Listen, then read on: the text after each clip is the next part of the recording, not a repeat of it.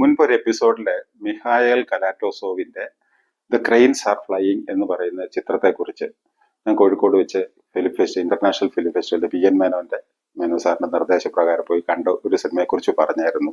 അത് കഴിഞ്ഞപ്പോൾ എനിക്ക് ആ പടം വളരെ ഇഷ്ടപ്പെട്ടു. ഞാനത് എപ്പിസോഡിൽ പറയുകയും ചെയ്തു. അപ്പൊ ഇദ്ദേഹത്തിന്റെ ഇത്രയും കഴിവുള്ള, ഇത്രയും പ്രഗത്ഭനായിട്ടുള്ള ഒരു ഡയറക്ടറുടെ മറ്റ് ചിത്രങ്ങളും ഞാൻ അങ്ങനെയാ സാധാരണ ഈ പടങ്ങൾ തേടി പിടിക്കാറുള്ളത്. ഇങ്ങനെ ഇത് വന്നു കഴിഞ്ഞാൽ TV, മൂവി, വീഡിയോ ഗൈഡ് എന്നൊക്കെ പറഞ്ഞ ബുക്കുകളിലൊക്കെ തപ്പിയിട്ട് ഇദ്ദേഹത്തിന്റെ ഈ ഡയറക്ടറുടെ ഇപ്പൊ അതിന് കണ്ടുപിടിക്കാൻ നമുക്ക് ഒത്തിരി മാർഗമുണ്ട്. പക്ഷെ ഈ 90s-ലെ 80s-ലൊന്നും ഇത് കണ്ടുപിടിക്കാനായിട്ട് വളരെ ബുദ്ധിമുട്ടായിരുന്നു. അപ്പൊ ഈ ഗൈഡുകളെയൊക്കെ ആശ്രയിക്കണം. അങ്ങനെ എന്നിട്ട് ഇതിന്റെ കാസറ്റ് പിന്നെ CD ഇതൊക്കെ സംഘടിപ്പിക്കാനായിട്ട് ഒത്തിരി ബുദ്ധിമുട്ടുള്ള ഒരു കാലഘട്ടത്തിൽ കൂടിയാണ് കടന്നു വരുന്നത്.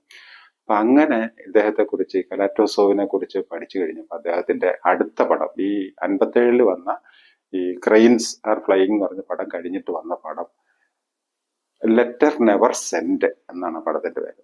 ഒരിക്കലും അയക്കാത്ത കത്ത്, അൺസെൻഡ് ലെറ്റർ എന്നൊക്കെ അതിന് മറ്റു ചില പേരുകളും പറയാറുണ്ട് മറ്റു ഭാഷയിൽ. ലെറ്റർ നെവർ സെൻഡ് എന്നുള്ളതാണ് അതിന്റെ പേര്. ഇത് എന്തായിരിക്കും എന്നുള്ളൊരു ജിജ്ഞാസയോടുകൂടി ഞാനിത് തപ്പിപ്പിടിച്ച് എനിക്ക് ഇതിന്റെ CD കിട്ടി. അങ്ങനെ ഈ പടം ഞാൻ കണ്ടു. അതും എന്നെ അത്ഭുതപ്പെടുത്തി കളഞ്ഞ ഒരു പടമാണ്. ഇങ്ങനെയും ഡയറക്ടേഴ്സ് ഉണ്ടോ, ഇങ്ങനെ ക്യാമറാമാൻ ഉണ്ടോ, ഇങ്ങനത്തെ പ്രകൃതിയുണ്ടോ, ഇത്തരം പ്രകൃതിയിൽ ഇങ്ങനെ സിനിമകൾ എടുക്കാൻ പറ്റും, ഇങ്ങനത്തെ തീമുണ്ടോ?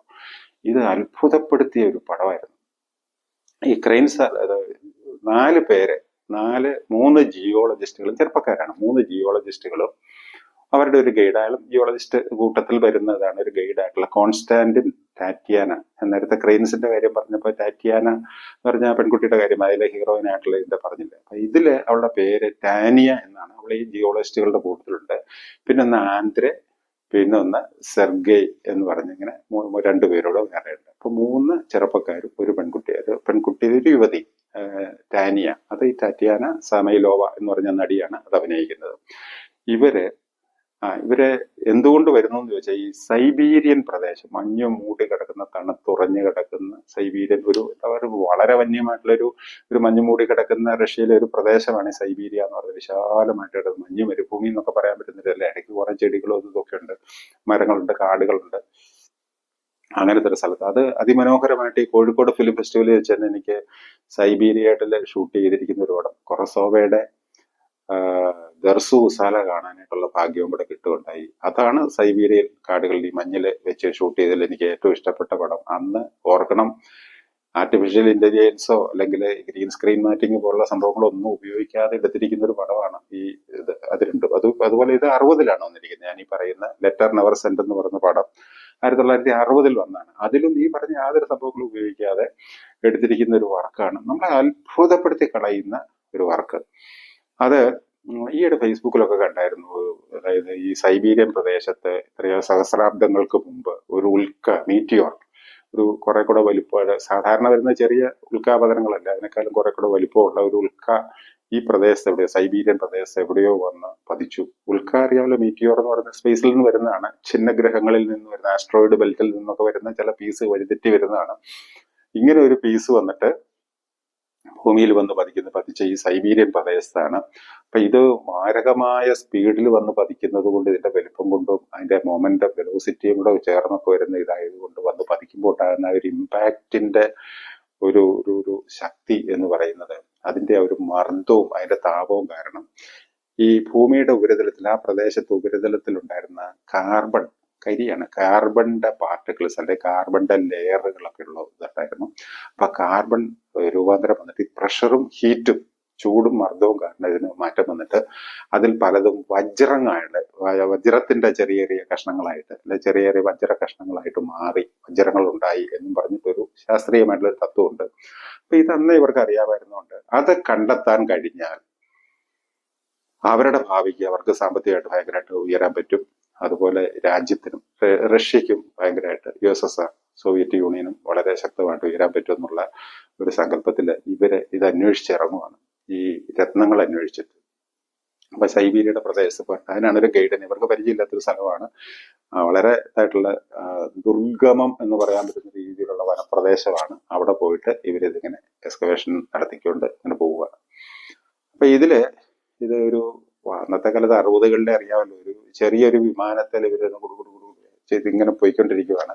വളരെ പരിമിതമായ സൗകര്യങ്ങളൊക്കെ ഉള്ളൂ. അപ്പൊ ഇവരുടെ ബാക്ക് പാക്കും കാര്യങ്ങളും, പിന്നെ ചെറിയ റാഫ്റ്റുകളുണ്ട് ഈ നദി കടക്കാനായിട്ടുള്ള, ഈ ഊതി വീർപ്പിക്കാൻ പറ്റുന്ന റാഫ്റ്റുകളും ഇതൊക്കെ ആയിട്ടൊക്കെ ഇവർ പോയിട്ട് അവിടെ ഈ ഇങ്ങനത്തെ ഒരു പ്രദേശത്ത് ഇവര് ചാടിയിട്ട് അവിടുന്ന് വിമാനം പോകും, ഇവര് ടാറ്റ പറഞ്ഞ് പിന്നീടുള്ള അന്വേഷണം മുഴുവൻ ഇവരുടെ ഈ കാട്ടിൽ കൂടെ അല്ല, ഈ ഇതിന്റെ അകത്തൂടെ, മഞ്ഞിന്റെ അകത്തൂടെയൊക്കെ ഉള്ള വനപ്രദേശത്തൂടെയുള്ള യാത്രകൾ തന്നെയാണ്. ഇവരിത് തപ്പിപ്പോവാണ്. അവിടെ എല്ലാവരും ഓരോ സ്ഥലത്ത് തപ്പി നോക്കുന്നു, ചകഞ്ഞു നോക്കുന്നു. ഇതെല്ലാം കഴിഞ്ഞിട്ടൊന്നും, ഒത്തിരി കഷ്ടപ്പെട്ട് നോക്കിയിട്ടൊന്നും ഈ ഡയമണ്ടിന്റെ ഒരു തരി പോലും കണ്ടെത്താനായിട്ട് ഇവർക്ക് പറ്റുന്നില്ല. ഇടയ്ക്കൊരു കാര്യം പറഞ്ഞിട്ട്, ഇവർ ഈ ഫ്ലൈറ്റിൽ വരുന്ന സമയത്ത് തന്നെ ഈ ഗൈഡായിട്ട്, കോൺസ്റ്റാന്റിൻ എന്നാണ് അയാളുടെ പേര്, ഗൈഡായിട്ടുള്ള ആള്, ഇയാളുടെ ഭാര്യയ്ക്ക് വലിയ പ്രണയം അതാണ്. ഈ ഭാര്യയ്ക്ക് അയാളൊരു കത്ത് എഴുതുന്നുണ്ട്. അപ്പം എനിക്കറിയില്ല ഈ കത്ത് നിനക്ക് എന്നോ പോസ്റ്റ് ചെയ്യാൻ പറ്റും, കാരണം ഈ കാട്ടിലേക്കാ പോകുന്നത്, അവിടെ പോസ്റ്റ് ഓഫീസ് ഒന്നും ഇല്ലല്ലോ, ലെറ്റർ ബോക്സ് ഒന്നും ഇല്ല. അപ്പൊ ഇയാള് എഴുതുന്നുണ്ട്, എന്ന് ഈ കത്ത് നിനക്ക് അയക്കാൻ പറ്റും എന്ന് എനിക്ക് അറിയില്ല, എന്നാലും ഞാൻ നിനക്ക് വേണ്ടി എഴുതുകയാണ്. ഓരോ ദിവസവും കാണുന്ന കാര്യങ്ങളും എന്റെ ശ്രദ്ധയപ്പെടുന്ന കാര്യങ്ങളെല്ലാം ഞാൻ, അതുപോലെ പ്രണയമാണ് ഈ ഭാര്യയോട്, അപ്പൊ നിനക്ക് ഞാൻ അയക്കാം എന്നൊക്കെ പറഞ്ഞിട്ട് ഇങ്ങനെ എഴുതുമ്പോ ഈ കൂടുതലുള്ള ടാനിയ ചോദിക്കും, ഈ നിങ്ങൾ ഇതിങ്ങനെ എഴുതിക്കൊണ്ടിരിക്കുന്നത് എന്താന്ന് ചോദിക്കുമ്പോൾ, ഇതിപ്പോ കുറെ ആയല്ലോ, ഇതെങ്ങനെ ഇത് കൊണ്ടുപോകുന്നു ചോദിക്കും. ഇപ്പൊ തന്നെ 10,000 പേജ് ആയി കാണുമെന്നാണ് ഇയാൾ പറയുന്നത്. ഈ കത്ത് എഴുതി വരുമ്പോഴത്തേക്ക് ഒരു 1000 പേജെങ്കിലും വരും, ഇതെങ്ങനെയാന്നുള്ള അറിയില്ല എന്നൊക്കെ പറഞ്ഞിട്ടുള്ള അങ്ങനെ രസകരമായിട്ടുള്ള നിമിഷങ്ങളിലൂടെയാണ് ഇയാളുടെ ഒരു കുടുംബ പശ്ചാത്തലമൊക്കെ പറഞ്ഞിട്ട് വരുന്നു. ഇതില് ആന്ദ്രേ എന്ന് പറയുന്ന ആളും ഈ ടാനിയ എന്ന് പറയുന്നത്, ഞാൻ നേരത്തെ പറഞ്ഞു ടറ്റ്യാന സാമിലോവ എന്ന് പറയുന്ന പെൺകുട്ടി, യുവതിയാണ് അഭിനയിച്ചിരിക്കുന്നത്. ആന്ദ്രേ ആയിട്ട് വരുന്നത് വാസിലി ലിവാനോവ് എന്ന് പറഞ്ഞ ഒരു നടനാണ്. ഈ വാസിലി ലിവാനോവ് എന്ന് പറഞ്ഞാൽ ഞാൻ വളരെയധികം ശ്രദ്ധിച്ചിരിക്കുന്ന ഒരു നടനാണ്. അതിന് കാരണമുണ്ട്. എനിക്ക് വളരെ ഇഷ്ടപ്പെട്ട, വളരെ രസമായിട്ട് അഭിനയിക്കുന്ന ഒരു റഷ്യൻ നടനാണ് ഈ വാസിലി ലിവാനോവ്. അദ്ദേഹം ഇപ്പോഴും ഉണ്ട്. അദ്ദേഹം ഞാൻ ഷെർലക് ഹോംസ് എന്ന് പറഞ്ഞ കഥാപാത്രത്തെ കുറിച്ച് കുറേയേറെ സ്റ്റഡി ചെയ്യുകയുണ്ടായി ഒരു കുറച്ചു കാലം മുമ്പ്. അപ്പൊ അതില് ഷെർലക് ഹോംസിന്റെ നോവലുകള്, ഷെർലക് ഹോംസിന്റെ കഥകള്, ഷെർലക് ഹോംസിനെ കുറിച്ച് വന്നിരിക്കുന്ന TV സീരിയലുകള്, TV ഫിലിമുകള്, സിനിമകൾ, ഇങ്ങനെയെല്ലാം ഇത് ചെയ്തു വരുമ്പോ അതില് നിന്ന് മനസ്സിലായ ഒരു കാര്യം, സ്റ്റഡിയുടെ ഇടയ്ക്ക് എനിക്ക് കിട്ടിയ ഒരു അറിവെന്ന് പറയുന്നത്, റഷ്യൻ ഭാഷയില് ഇത് ഷെർലക് ഹോംസിന്റെ കഥകൾ അവരെടുത്തിട്ടുണ്ട്. അതൊരു ഗംഭീര സംഭവമായിരുന്നു. ഞാൻ അതെല്ലാം എനിക്ക് കിട്ടിയ സാധനങ്ങൾ. ഇത് ഈ ഷെർലക് ഹോംസിന്റെ പടങ്ങളെല്ലാം പലതും കണ്ടതിൽ വെച്ച് ബ്രിട്ടീഷ് മഹാരാജ്ഞി, അന്ന് എലിസബത്ത്, അവർക്ക് എലിസബത്ത് രാജ്ഞിക്ക് ഇഷ്ടപ്പെട്ടത് ഈ റഷ്യക്കാരുടെ ഷെർലക് ഹോംസ് ആണ് ഇഷ്ടപ്പെട്ടതെന്ന് പറയുന്നത്. 13-14 എപ്പിസോഡ് അവരുടെ ഉണ്ടായിരുന്നു. ഈ ഷെർലക് ഹോംസിനെ അവതരിപ്പിച്ച ആളാണ് വാസിലി ലിവാനോ എന്ന് പറയുന്നത്. അതിഗംഭീരമായിട്ട് ഷെർലക് ഹോംസിനെ അവതരിപ്പിച്ചിരിക്കുകയാണ്. വളരെ രസമായിട്ട് ഇരിക്കുന്ന out of the basket rules ഒക്കെ ഉണ്ട് അതിനകത്ത്. ട്രഷേഴ്സ് ഓഫ് ആഗ്ര എന്ന് പറയുന്നത് ഇതൊക്കെ അതില് ഷെർലക് ഹോംസിന്റെ ആ ക്യാരക്ടറെ ശരിക്ക് ഉൾക്കൊണ്ടുകൊണ്ട് അഭിനയിച്ചിരിക്കുന്നതാണ്. ഈ ഷെർലക് ഹോംസ് ആയിട്ട് വന്നിരിക്കുന്ന ആളാണ് ഈ വാസിലി ലിവാനോവ്.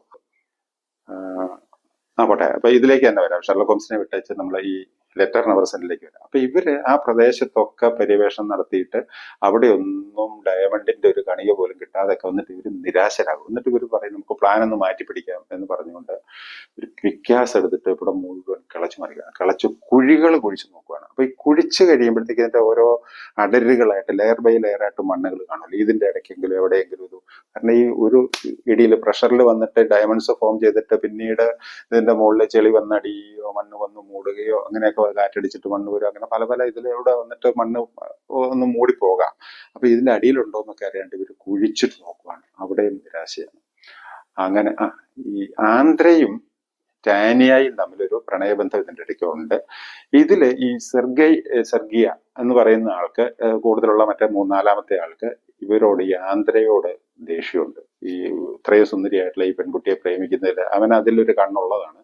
പുള്ളിക്ക് ഇത് സഹിക്കുന്നില്ല. അങ്ങനെ ഇവര് തമ്മിൽ ചെറിയൊരു ഏറ്റുമുട്ടൽ, ഇവൻ ഒരിക്കലും ഈ ആന്ധ്രയ്ക്ക് ഒരു അടി കൊടുക്കുകയൊക്കെ ചെയ്യുന്നുണ്ട്. അങ്ങനത്തെ സംഭവങ്ങളൊക്കെ ഉണ്ട്. അതിന്റെ ഇടയ്ക്കാണ് ഇവര് ഈ കുഴിയൊക്കെ കുഴിച്ച് ഇങ്ങനെ വന്നിട്ട് നിരാശരായിട്ട് നിൽക്കുമ്പോൾ ഇവളിത് കണ്ടെത്തുവാണ്. ആരെ? ടാനിയ നോക്കുമ്പോ അതിൽ ഇവളുടെ കയ്യിൽ പറ്റിയിരുന്ന മണ്ണിന്റെ ഇതിങ്ങനെ തട്ടിക്കളി നോക്കുമ്പോൾ അതിന്റെ അകത്ത് ഒരു കഷ്ണം, ഒരു ചെറിയ കഷ്ണം ഡയമണ്ട് ഇവർ മൈക്രോസ്കോപ്പ് ഒക്കെ വെച്ചിട്ട് നോക്കും. ഇവരാർത്ത് പിടിക്കണം. കാരണം ഇവരുടെ എക്സ്പെഡീഷൻ എന്ന് പറയുന്നത് സക്സസ്ഫുൾ ആയിരിക്കുന്നു. ഇവർ എന്ത് തേടി വന്നോ ആ സാധനം അവർക്ക് ഭൂമിയിൽ നിന്ന് കിട്ടുവാണ് അവിടെ. കാരണം അതോടുകൂടി ഇവരുടെ ഭാവി അങ്ങോട്ട് ഭീകരമായിട്ട് മാറാൻ പോവുകയാണ്. വളരെ ഗംഭീരമായിട്ട് വരും.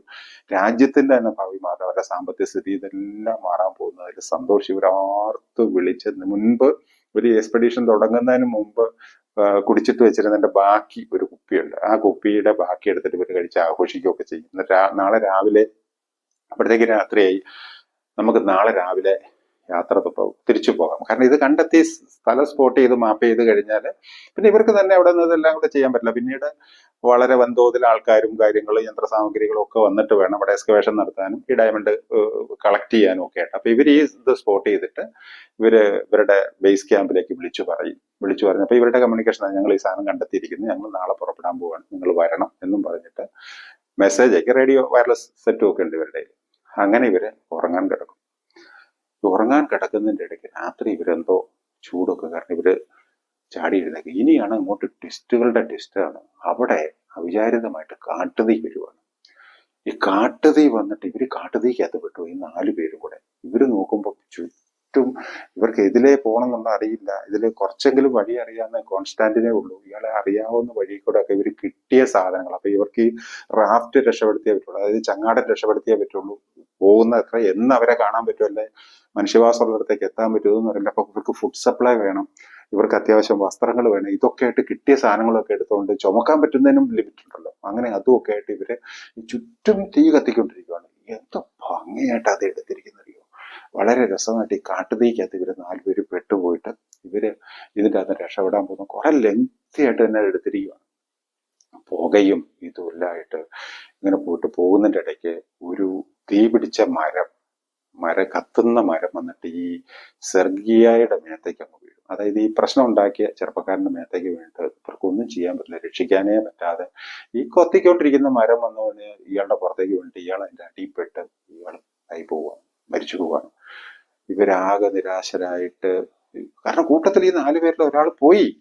ഇത് കഴിഞ്ഞിട്ട് ഇവർ പിന്നെയും വന്നു കഴിഞ്ഞിട്ട് പോരുന്ന വഴിക്ക് ഈ ആന്ധ്രയുടെ കാലിനൊരു ഭീകരമായിട്ടുള്ള പരിക്ക് പറ്റും. ഇയാൾക്ക് നടക്കാൻ പറ്റില്ല. അപ്പൊ ഇയാളെ ഇവര് താങ്ങി എടുത്തുകൊണ്ട് വരുവാണ്. താങ്ങിയെടുത്ത് പിന്നെ ഒരു ഇതിന്റെ അകത്ത് സ്ട്രെച്ചർ പോലെ കെട്ടി ഉണ്ടാക്കിയിട്ട് അതിന്റെ അകത്ത് കിടത്തിക്കൊണ്ടിരിക്കുന്നത്. ഇതിന്റെ കാമുകി കൂടെ ചേർന്നാണ് ഈ ചുമക്കുന്നത്.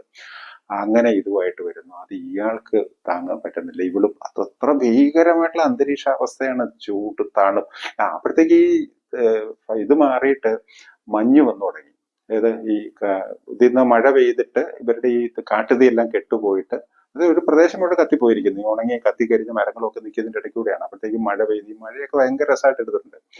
ഇങ്ങനെ ഇവർ വന്നിട്ട് പിന്നെ മഞ്ഞ് വരുവാണ്. സൈബീരിയയിലെ മഞ്ഞ് എന്ന് പറയുന്നത് വളരെ അടുത്ത മഞ്ഞ് ഇതാണ്. അങ്ങനെ മഞ്ഞുകാലം വരുന്ന മഞ്ഞ് ഇങ്ങനെ വീണുകൊണ്ടിരിക്കുകയാണ്. അപ്പൊ ഇവർ ഈ മഞ്ഞിന്റെ അകത്തും പെട്ടുപോകുന്നതായിട്ടാണ്. മഞ്ഞിൽ കൂടെ ഇവർക്ക് പോകാനായിട്ട് പ്രോപ്പർ വസ്ത്രമില്ല, തണുപ്പിൽ നിന്ന് രക്ഷപ്പെടണം. അതിന്റെ ഇടയ്ക്ക് ഈ ആന്ധ്ര ഇവർക്ക് ചുമക്കോ കൂടെ വേണം. അങ്ങനെ സ്ട്രക്ചറിന്റെ അകത്ത് ചുമന്നുകൊണ്ട് പോകുമ്പോൾ ഈ ആന്ധ്ര തന്നെ പറയും, എന്നെ നിങ്ങൾ ഇവിടെ ഉപേക്ഷിച്ചോ, ഞാൻ പൊക്കോളാം, എനിക്ക് നിങ്ങൾ എന്നിട്ട് രക്ഷപ്പെടാൻ നോക്കുന്ന പറയുമ്പോൾ ഇവർ ഭയങ്കര പ്രശ്നം. കാമുകിയോടാ പറയുന്നത്, എന്നെ ഇവിടെ ഇട്ട് പൊക്കോളാൻ പറയുന്നത്. അവള് സമ്മതിക്കില്ല. ഇവരെ രണ്ടുപേരുടെ കൂടെ ഉത്തരവാദിത്തം ഈ കോൺസ്റ്റാന്റിനെ ഏറ്റെടുക്കേണ്ടി വരും. അയാൾ അല്പവും കൂടെ മുതിർന്നയാളാണ്. അങ്ങനെ ഇവർ ഒരു തരത്തിൽ ഇവരെ സമാധാനിപ്പിച്ചൊക്കെ കൊണ്ടുവന്നിട്ട് അന്ന് രാത്രി ഇവരവിടെ നിവൃത്തിയില്ലാത്ത ഒരു സ്ഥലത്ത് കിടന്നുറങ്ങുവാണ്. കിടന്നുറങ്ങിയിട്ട് അപ്പൊ ഇതിന്റെ ഇടയ്ക്ക് ഇവര് വിമാനം വരുമ്പോൾ വിമാനം ഇവർക്ക് കാണാൻ വിമാനത്തിന് ഇവരെ കാണാൻ പറ്റാണ്ട് വരുന്നു. ഇവരുടെ അങ്ങോട്ട് മെസ്സേജ് അയക്കാനുള്ള സംവിധാനം തകർന്നു പോയി. അവിടുന്ന് പറയുന്ന ബേസ് ക്യാമ്പിൽ നിന്ന് ഇങ്ങോട്ട് പറയുന്ന കാര്യങ്ങൾ കേൾക്കാം, പക്ഷെ ഇവരെ അങ്ങോട്ട് പറയുന്ന ക്യാമ്പിലേക്ക് കൊടുക്കുന്ന കാര്യങ്ങൾ, ഞങ്ങൾ ഇവിടെ എത്തിയെന്നോ അല്ലെ ഞങ്ങളെ സഹായിക്കണം, ഞങ്ങളുടെ ഭക്ഷണം ഇല്ലെന്നോ ഇത് പറയുന്ന കാര്യങ്ങളൊന്നും അങ്ങോട്ട് കേൾക്കുന്നില്ല. അങ്ങനത്തെ ഒരു സ്റ്റേജിലേക്ക് ആയി പോകും.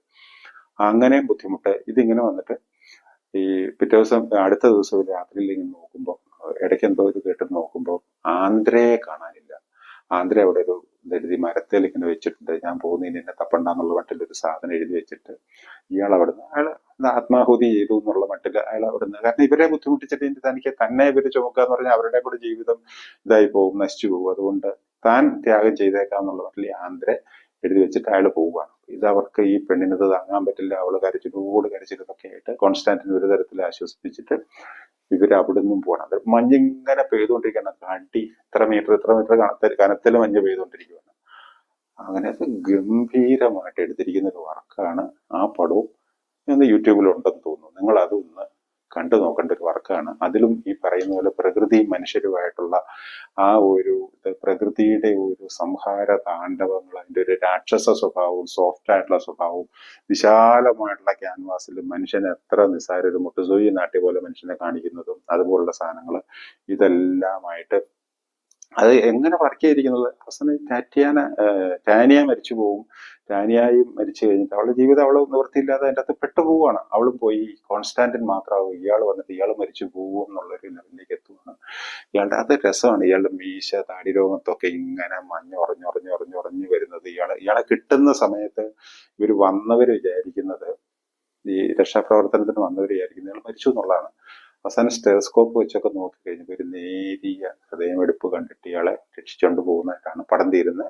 ഞാൻ ഈ പറഞ്ഞതുകൊണ്ട് നിങ്ങൾ ഈ പടം കാണാതിരിക്കരുത്. കഥ അറിഞ്ഞല്ലോ അല്ലെങ്കിൽ ക്ലൈമാക്സ് വെളിപ്പെടുത്തിയല്ലോ എന്നെ സ്പോയിലർ അലേർട്ട് എന്നൊക്കെ പറഞ്ഞുകൊണ്ട് വരരുത്. ഇത്രയും പറഞ്ഞാൽ പോലും കാര്യം, കാരണം ഇത്രയും വർഷം കഴിഞ്ഞിരിക്കുന്ന പടം വന്നിട്ട് 10-65 കൊല്ലം കഴിഞ്ഞൊരു എന്നിട്ട് കഥ പറയുന്നതിൽ കാര്യം ഇത് അർത്ഥമൊന്നുമില്ല പറയാതിരിക്കുന്നതിൽ. അതുകൊണ്ട് നിങ്ങൾ സൗകര്യമുള്ളവരെ ഈ പടവും കൂടെ ലെറ്റർ നെവർ സെൻഡ് എന്ന് പറഞ്ഞിട്ടുള്ള ആ പടവും കൂടെ ഒന്ന് കണ്ടു നോക്കണം. അതൊരു ഇങ്ങനെയൊക്കെ ഞാൻ നേരത്തെ പറഞ്ഞ ക്യാമറമാൻ തന്നെയാണ് ഇതിന്റെ ഗംഭീരമായിട്ടുള്ള വർക്കാണ്. എഡിറ്റിംഗ് ആണെങ്കിലും ഇതെല്ലാം നല്ല അഭിനയമാണെങ്കിലും അതെ ഗംഭീരമായിട്ടുള്ള വർക്കാണ്. അത് എല്ലാവരും കാണണം എന്നാണ് എൻ്റെ ഒരു ആഗ്രഹം.